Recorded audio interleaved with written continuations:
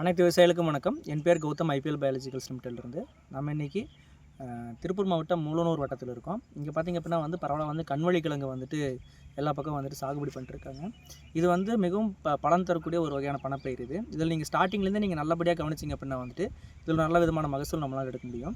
இது ஸ்டார்டிங்கில் நம்ம பண்ணும்போது பார்த்திங்கன்னா இதுக்கு மண் வகை நம்ம எப்படி தேர்வு செய்யணும்னு பார்த்திங்கன்னா, ஒரு வகையான சுண்ணாம்பு கலந்த ஒரு வகை மண் இருந்தால் நல்லாயிருக்கும். இதோட pH 6லேருந்து 7.5 வரைக்கும் இருந்ததுன்னா இந்த கிழங்கு நல்லாவே உங்களுக்கு வரும். ரெண்டாவது பார்த்திங்க அப்படின்னா இதை நாங்கள் மண்ணை நம்ம தயார் செய்யும் போதே பார்த்திங்க அப்படின்னா ஒரு 20 டன்னு தொழு உரமும் அது கூட கம்பல்சரி ஒரு 2லேருந்து 3 கிலோ ட்ரைகோடர்மாவும் நம்ம பவுடர் ஃபார்மேஷன் நம்ம கலந்து போடணும்.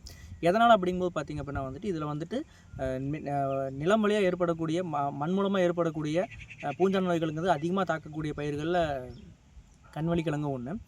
அதே மாதிரி பார்த்திங்க அப்படின்னா இது முதல் விஷயம். ரெண்டாவது நம்ம கிழங்குகளை தேர்வு செய்யும்போது பார்த்திங்க அப்படின்னா ஏவரேஜாக ஒரு 50லேருந்து 60 கிராம் இருக்கக்கூடிய கிழங்குகள் நம்ம தேர்ந்தெடுத்தோம் அப்படின்னு பார்த்திங்க அப்படின்னா நமக்கு இதில் ஒரு நல்ல மகசூல் கிடைக்கும். அந்த கிழங்குகளே நம்ம எப்படி ப்ரிப்பேர் பண்ணோம் அப்படின்னு பார்த்திங்க அப்படின்னா ட்ரைகோடர்மா அல்லது சூடோமோனாஸ் இது ரெண்டுலேயும் நம்ம அதை சக்கர் ட்ரீட்மெண்ட் பண்ண அப்படிங்கும்போது நமக்கு அது மூலம் அந்த கிழங்கு மூலமாக ஏற்படக்கூடிய பூஞ்சான நோய்களாகட்டும் இல்லை பாக்டீரியல் நோய்களாகட்டும் அதன் முழுமையாக தடுக்கப்படும். மூணாவது பார்த்திங்க அப்படின்னா இதுக்கு நீர்ப்பாசனம் எப்படி பண்ணணும் அப்படின்னு பார்த்திங்கன்னா, வாரம் ஒரு முறை அல்லது 4 நாளைக்கு ஒரு முறை இந்த மாதிரியான நீர்ப்பாசனம் இதுக்கு நம்ம மேற்கொள்ளும்போது பார்த்திங்கன்னா நமக்கு ஒரு நல்ல மகசூல் கிடைக்கும். இது முடிஞ்ச அளவுக்கு நீர் தேங்காமல் பார்த்துக்கிற வரைக்கும் இதில் பார்த்திங்கன்னா கிழங்கல்கள் அந்த மாதிரியான பிரச்சனைகள் வராமல் இருக்கும்.